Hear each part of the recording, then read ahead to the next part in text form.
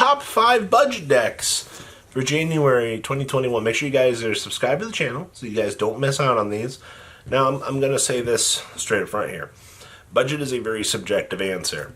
Some of you have 20 bucks, some of you have 30 bucks, some of you have a $200 budget. All right, I'm going to kind of cover everything here for top 5 budget decks based on my opinion and kind of what I could see. If you're on a budget of $5, I'd probably leave this video because I can't do anything for you, unfortunately. So show us some love, make sure you guys are subscribed to the channel, and let's dig on into top 5 budget decks of January 2021, shall we?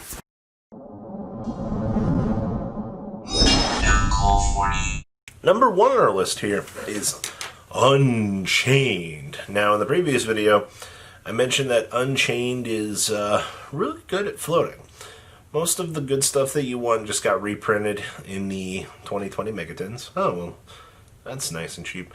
Actually, I think Raikias are like, it's Raikia or the other one that's like $2 to $3. All right, like, you're going to need some Unchained Abominations, some extra deck stuff.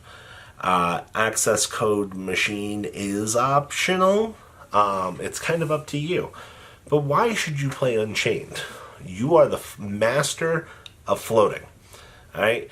The entire deck's life existence is, oh, I don't like what my opponent's doing. Teehee, want to watch me float? Alright? Oh, that's a really cool monster you put on the field. May I borrow it for a link summon, brother? And then you just stare at your opponent and you're like, give me, please. And then you're like, Judge, he no give me. Alright? I think in terms of budgetary options, this is one of the strongest picks for the format. Is it going to reward you massively?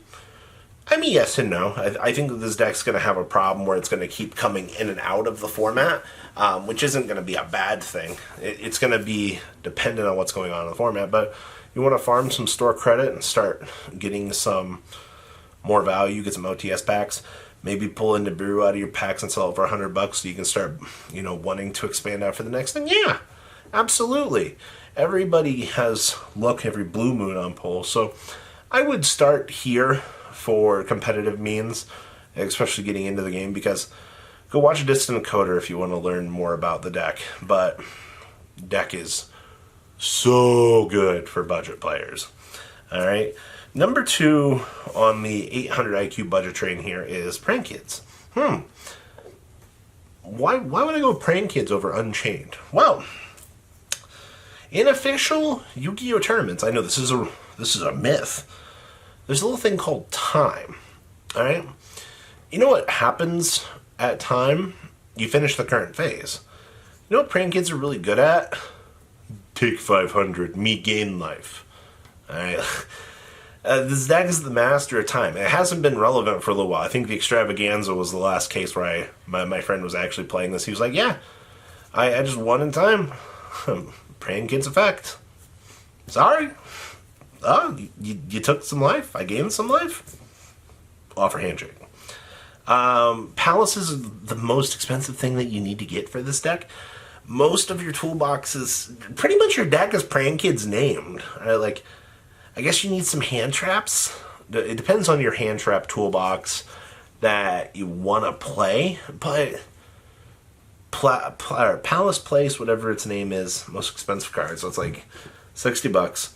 Hand traps, some of your extra deck stuff.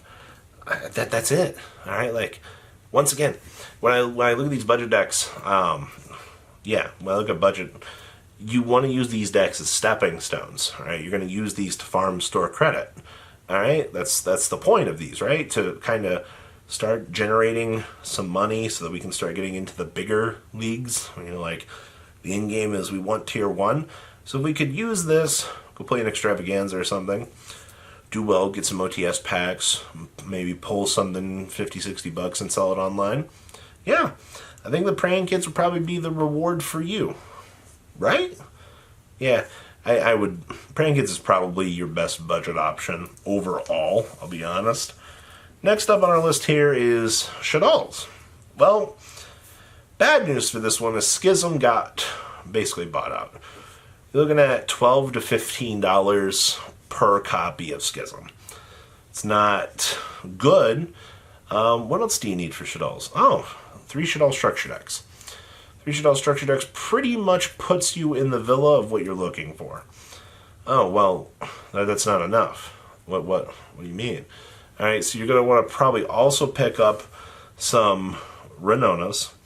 You're going to need a Magistus Link, and then you're going to basically need some little invocations. So, what's the purpose of this? I think you can get by on building dolls for maybe 100 to 110, if that. All right, like, depends on how cheap you can get certain things. All right. With that being said, though, your game plan is Winda, Construct, Apkalon. That's your trinity. All right, that's all your deck's going to do. You're going to Winda your opponent. You're going to pass it on back to your turn. You're going to do some cool gravity plays. You're going to get back your El Shaddol Fusions, your El Shaddol Fusions. And you're just going to play a nice game of, I hope you don't like to play the game duelist. I'm going to fusion summon on your turn. I'm going to massively inconvenience you. That is the entire purpose of being a Shaddol player at this point in time. I think the Magi Dolls is an incredibly cool concept. I think that the particular engine is consistent in what it wants to do. And I definitely think that if you're playing this deck at a local level, once again, this deck will super help you farm store credit. Like, super easy. It's a little bit higher on a budget point, about the same as Praying Kids, I would think. Besides that, like, 800 IQ plays, 200 IQ play. It depends on what you want to do. Next up here is Virtual World. You're probably like, really? You're putting it down this low? So, Lulus are 20 a pop.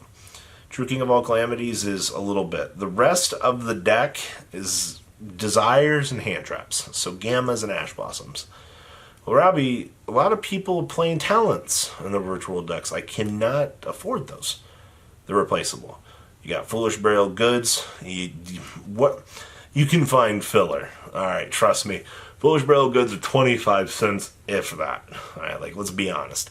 If you ask around at locals, I'm pretty sure your friends probably have some Foolish Burial Goods that they can just give you. All right, you're looking at $60. Shen Shen's like $5 at 65. True King of All Calamity is like $2 to $3 a piece. You can build this deck for about $100 on a budget. All right, it's once again, will the deck survive the test of time? I'm a little bit on the fence about that. I would rather go for other things like Praying Kids or Shaddolls for more of that long-term squeeze. But if I really want to play budget Virtual World right now, you can. All right, that's what one of my friends is doing. He's also on a budget. He literally got the entire Virtual World core at the beginning of its life for, I think it was like $25, and he was just sitting on it. Now, besides Talents, he's got a fully functioning Virtual World deck at what, like $40? Like, yeah, the deck's at 100 and some now, but I'll be honest with you, if you picked it up in a much earlier time for budgetary purposes, like, it depends. But once again, you still have plenty of other options on the block here for that. So I still consider the deck pretty budget, honestly, overall, cost versus basis. So it depends on what you're going for. And then the last budget deck here is actually going to be Crusader. Normally I wouldn't even consider putting Crusader on this list, but the deck actually performed very well during the extravaganza. It took a lot of people by storm. A lot of people are still, I think, a little bit shocked that it did well. You know why the deck did well? Because people can't out Abermax. Abermax is one of the chunkiest cards in the format, and, well, we actually looked up Crusader prices the other day, and we saw that the most expensive Crusader named monster in the game was literally like 75 cents. So, not quite $5 level, but the Crusader package is so cheap. Alright, you go second, you break boards, you equal max your opponent, fields fill double damage. And the deck has pretty much always been in the tier 2 to tier 3 category. It's just whether or not players choose to acknowledge what the deck can do is going to be your biggest focal point about it. So, the cheapest deck on the list, I think, is probably going to be Crusader, with Unchained coming in second. And then you're probably looking at Shadalls, Pran Kids, and then Virtual World, depending on how prices are looking for budgetary purposes. But if I was to go with something from here, I would probably look at Pran Kids or Unchained. Probably Unchained for floating purposes, because I think longevity, I don't know, Pran Kids is still pretty good for time procedures. I guess it depends on your situation. So those are top 5 budget decks, in my opinion, for 2021. Please, leave a comment down below. Tell me what you guys think. I look forward to seeing your beautiful faces back here later on in the day. Yeah, later on in the day. Have a good rest of your day, guys. Peace out. Thank you, patrons, for making the ride never truly end. Without you guys' support, well, I would probably be doing Truffle Shuffle videos for a living. Guys, please check out VanCool40 for all of your Cardfight Vanguard content brought to you by MCool40.